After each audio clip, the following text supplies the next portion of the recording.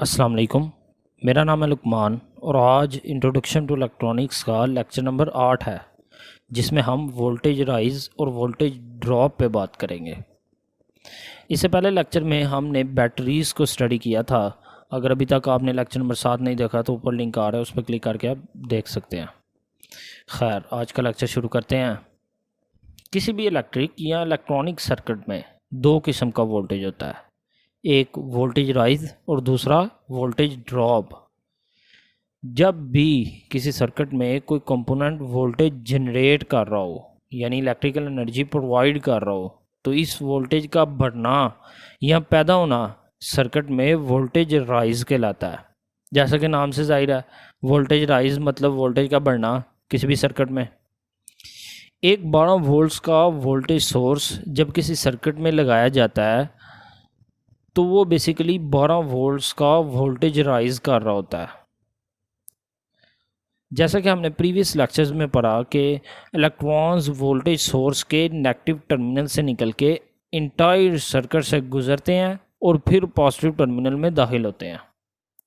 और जब electrons negative terminal से निकलते हैं तो पॉजिटिव टर्मिनल तक जाने के दौरान इलेक्ट्रॉन्स को रास्ते में एटम्स की सूरत में कुछ रेजिस्टेंस फेस करनी पड़ती है। तो इलेक्ट्रॉन्स उस रेजिस्टेंस को ओवरकम करने के लिए अपनी एनर्जी लूज़ कर देते हैं, ताकि बेसिकली इलेक्ट्रॉन्स पॉजिटिव टर्मिनल तक अपना सफ़र जारी रख सके। अच्छा, ये जो एनर्जी लूज़ हुई है, ये वो एनर्जी होती है कि जो इलेक्ट्रॉन्स को वोल्टेज सोर्स से मिलती है, जिसे बेसिकली हम इलेक्ट्रिकल एनर्जी कह रहे होते हैं। अब ये एनर्जी लूज़ होने से मेरी मुराद ये है कि इलेक्ट्रिकल एनर्जी किसी दूसरी एनर्जी में कन्वर्ट हो जाती है। In the most cases electrical energy heat energy में कन्वर्ट हो जाती है। ये इलेक्ट्रिकल एनर्जी का ख़त्म होना सर्किट में वोल्टेज ड्रॉप कहलाता है। दोबारा क्लियर कर दूं कि जब भी किसी इलेक्ट्रॉनिक या इलेक्ट्रिकल सर्किट में इलेक्ट्रिकल एनर्जी आती है, इस टर्म को इलेक्ट्रॉनिक्स में वोल्टेज राइज कहते हैं। और जब भी किसी इलेक्ट्रॉनिक सर्किट में इलेक्ट्रिकल एनर्जी लूज़ होती है तो इसे वोल्टेज ड्रॉप कहते हैं। किसी भी इलेक्ट्रॉनिक सर्किट में हमेशा वोल्टेज ड्रॉप बराबर होता है वोल्टेज राइज के।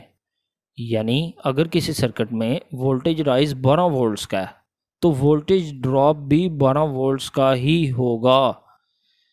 जितनी इलेक्ट्रिकल एनर्जी प्रोड्यूस हो रही होती है किसी सर्किट में, वो मुकम्मल तौर पर कंज्यूम हो जाती है।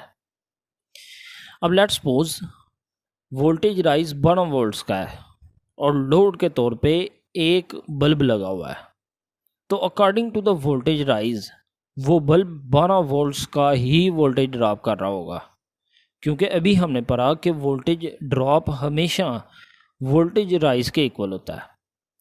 और अगर फ़र्ज़ करो सर्किट में दो सेम बल्ब सीरीज़ में लगे हों तो हर बल्ब 6 वोल्ट्स कंज्यूम करके मिलके 12 वोल्ट्स का वोल्टेज ड्रॉप करेंगे। और अगर सर्किट में दो मुख्तलिफ बल्ब्स हों तो इस सूरत में भी वोल्टेज ड्रॉप वोल्टेज राइज के इक्वल ही रहेगा।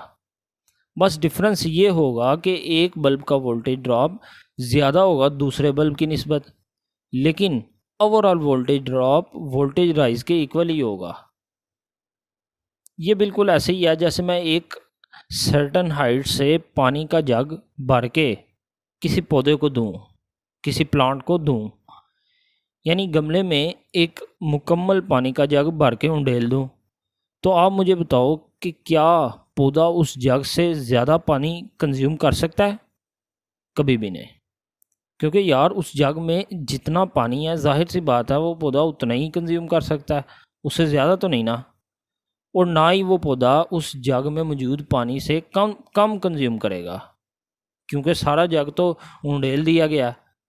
बिल्कुल इसी तरह किसी सर्किट में जितना वोल्टेज राइज होता है बिल्कुल उतना ही वोल्टेज ड्रॉप होता है, ना उससे ज़्यादा और ना उससे कम। आई होप मैं आपको वोल्टेज राइज और वोल्टेज ड्रॉप अच्छे से समझा सका हूँगा। अगर आपको किसी बात की समझ नहीं लगी या आप किसी कन्फ्यूजन का शिकार हैं तो आप कमेंट सेक्शन में क्वेश्चन ज़रूर रेज़ कर सकते हैं। इंशाल्लाह हम कोशिश करेंगे कि ज़रूर रिप्लाई दें।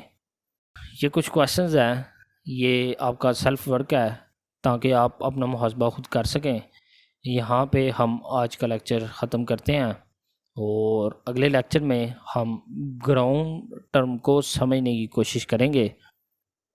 ओके जी, मिलते हैं अगले लेक्चर में, तब तक के लिए अल्लाह हाफिज़।